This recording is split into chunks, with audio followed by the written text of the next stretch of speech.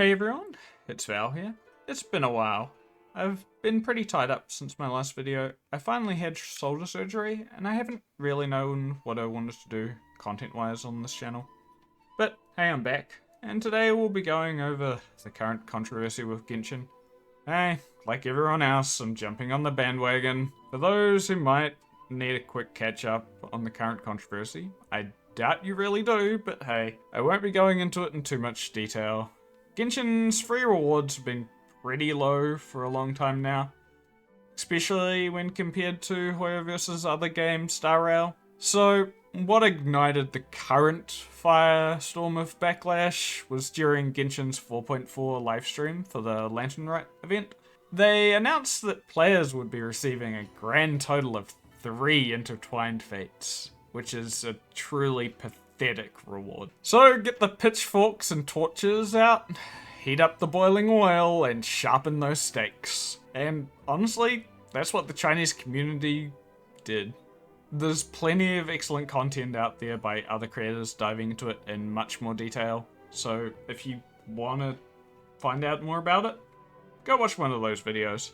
But I at least wanted to cover the controversy itself and more talk about Genshin's current state and what I think is just a general complacency of the leadership of the development team just created this problem. Leadership is really everything, and in game development, it's really no different.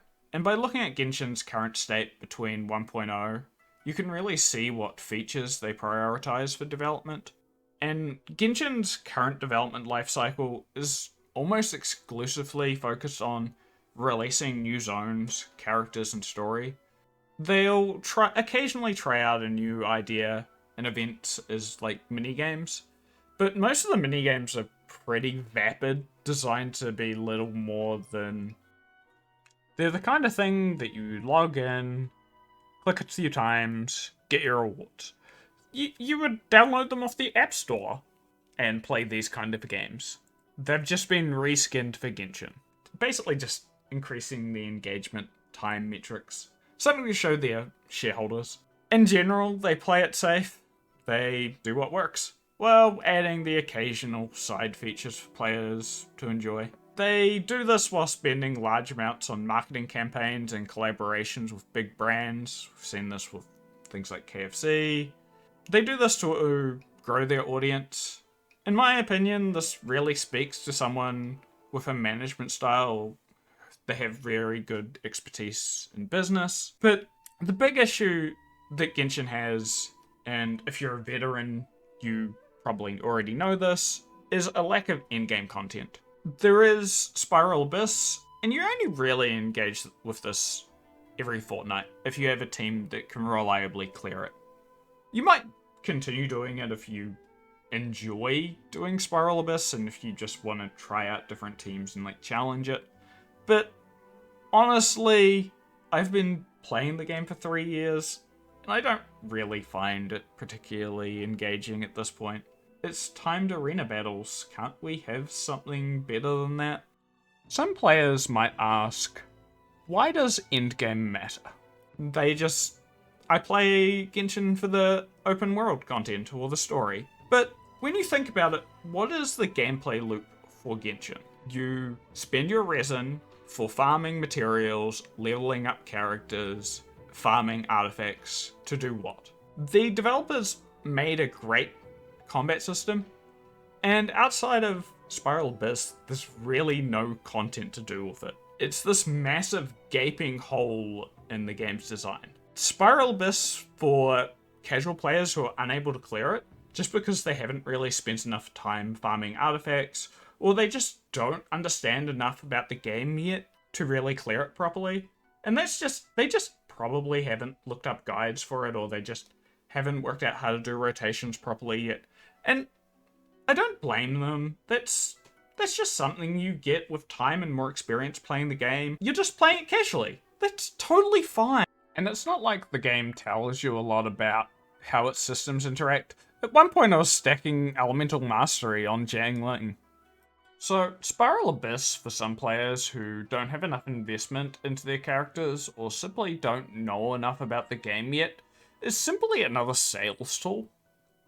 what it does is it makes players think that they have to buy these new characters or weapons that currently exist on the banners at the time. Because the blessings that are currently on Spiral Abyss at the time hugely favour whatever characters have been just released. Do you think the current Spiral Abyss wasn't built around Navia? Who else benefits so heavily from elemental shards? No one. So, and why do they play it so safe? And why are free rewards so low compared to their other game, Star Rail? So, in my opinion, it's for a couple of reasons. There is a difference in leadership between the two development teams. They have different priorities, but they also operate in different markets. Star Rail exists in a much more competitive market. Turn-based strategy games are far more common than open-world action RPGs, especially in the mobile market. If Star Rail failed to reward its players and consistently provide new content to players, they would simply move on. There are other games they could be playing. What does it all boil down to then? Money. Plain and simple. Genshin's team has chosen to prioritize bringing in new players through marketing and then a safe development cycle.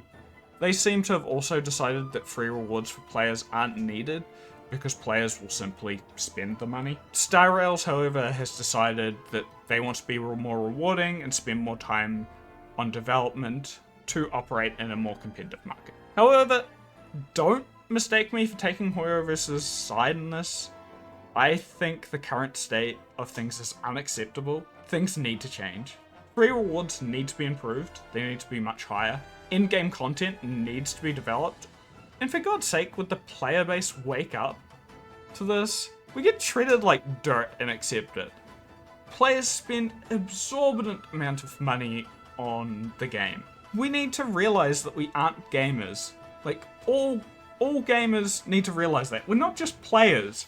We are also customers. And there's the old saying, the customer is always right. And we have the right to a good product. And the thing is, Hoyo needs to realize other publishers and developers have seen that sweet, sweet green on the table. How long till the next big competitor comes along? Hoyo might have the player base for Genshin by the balls right now with that sunk cost fallacy. But if something good enough comes along, well, those players might just walk away to greener pastures. Imagine if Star Rail had the Genshin treatment and we still had the basic features that it launched with. It would be a ghost town. Anyway, there's my hot take. Hope you enjoyed it, and I hope you all have a nice day.